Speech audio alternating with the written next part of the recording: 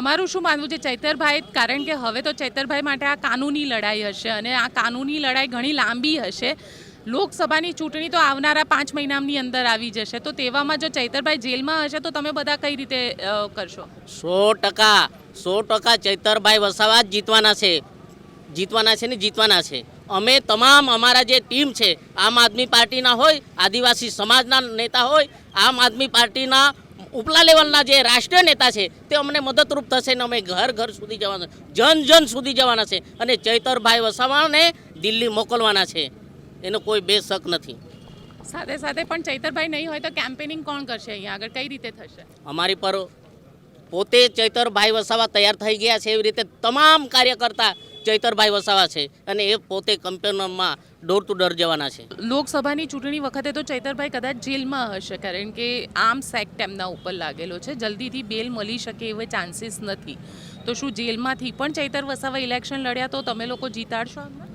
બેશક જે પણ થઈ રહ્યું છે થઈ ગયું છે, એના થકી ચૈતરભાઈને એકદમ બેનિફિટ છે અને ચૈતરભાઈને તો લોકો દિલમાં જગા બનાવી લીધી છે અને ચૈતરભાઈને ખાલી એક ચૂંટણીની રાહ જોઈને બેઠા છે. ચૈતરભાઈ જેલમાં હશે તે લોકોના દિલમાં છે, એટલે ચૈતરભાઈ તો જીતવાના છે અને ગમે તેવા કાવા દાવા આ સરકાર રચશે પણ ચૈતરભાઈ જ જીતશે. અને ચૈતરભાઈના સામે મનસુખભાઈના સામે અત્યાર સુધી કોઈ ઉમેદવાર એવો સક્ષમ મળ્યો નથી, એટલે અત્યારે જે ઉમેદવાર સક્ષમ ઉમેદવાર છે એટલે અત્યારે જે કાનૂની કાર્યવાહીમાં ફસાવી દઈએ, પણ તે છતાં અમને કાનૂન પર વિશ્વાસ છે, સંવિધાન પર વિશ્વાસ છે, એટલે ચૈતરભાઈની જીત થવાની છે અને આદિવાસી સમાજની જીત થવાની છે એવું અમને લાગે છે. ઓલરેડી આમ આદમી પાર્ટી ગોપાલ ઇટાલિયાએ કહી દીધું છે કે ઇલેક્શન લડશે, તો લોકસભાની ચૂંટણીને લઈને કેટલા તમે લોકો તૈયાર છો? કારણ કે જો ચૈતર વસાવા આજે સરેન્ડર કરશે તો પછી એ જેલમાં હશે અને જેલનો ડ્યુરેશન પણ ઘણો લાંબો હશે.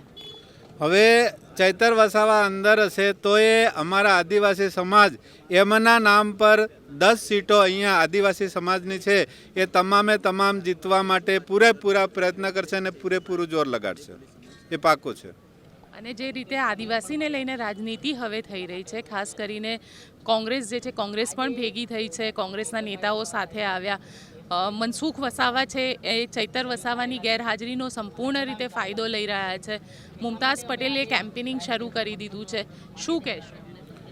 દેખો, એમાં કોંગ્રેસના જે કાર્યકરો છે કે જે આગેવાનો છે સમર્થન કરી રહ્યા છે અને પૂરેપૂરો આદિવાસીને સપોર્ટ મળશે. મનસુખ વસાવાને આ નજીકના ગામડામાં તો ઠીક, પણ જ્યાં પણ જશે ત્યાં એને જાકારો મળવાનો છે, કારણ કે ચૈતર વસાવા એકલાનો એ વિરોધ નથી કરતો, આખા સમાજનો વિરોધ કરી રહ્યો છે. તેથી એને મનસુખ વસાવાને અહીંયા તો હાર મળવાની છે, પણ એમની ભાજપની પાર્ટીને 10 જિલ્લામાં પણ માર પડશે, એ અમારા આદિવાસી સમાજની પૂરેપૂરી ખાતરી છે. એના માટે લડી રહ્યા છે અમે. સાથે મુમતાઝ પટેલ, હજી ગઠબંધન નક્કી નથી થયું. જો ચૈતર વસાવાને ટિકિટ ન મળી ગઠબંધનમાં તો શું ચૈતર વસાવા અપક્ષ તરીકે ઇલેક્શન લડશે? ચૈતર વસાવા અપક્ષ તરીકે નહીં લડે અને મુમતાઝબેન પણ આમને સપોર્ટ કરશે ચૈતર વસાવાને, અને નહીં કરશે મુમતાઝબેન તો એમને પણ નુકસાન થશે. એટલે આદિવાસી સમાજની સીટ જ અહીં જીતશે.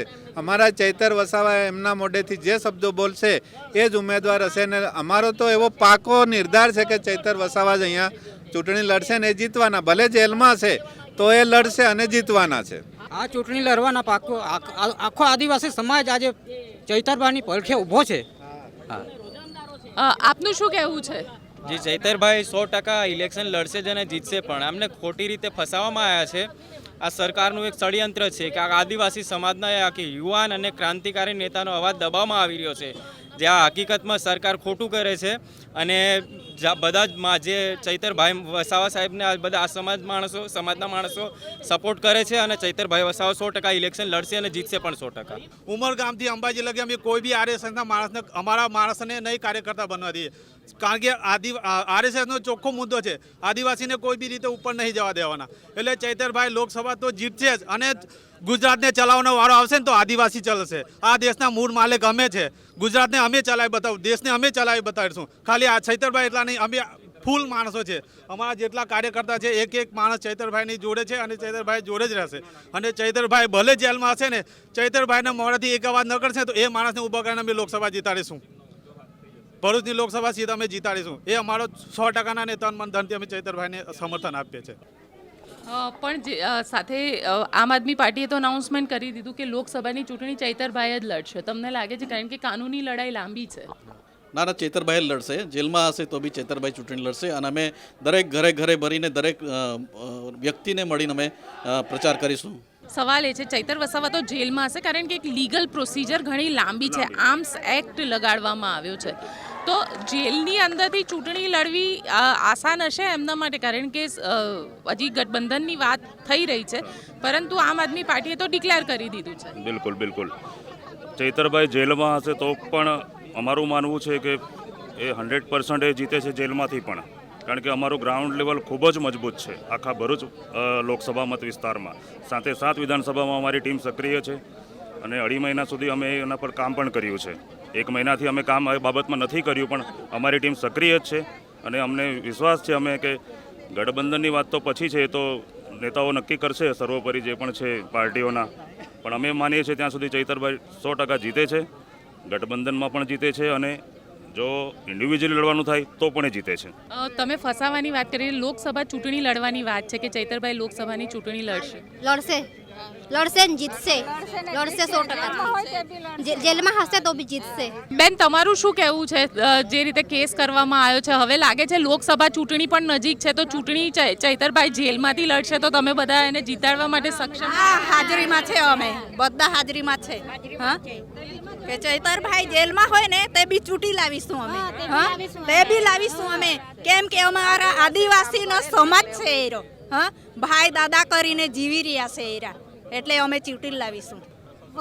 મા બાપથી તરીકેથી એમના બહુ અમારા પર એમનો ઓકાર છે એટલે અમે તો ચૈતરભાઈને છૂટી લાવીશું.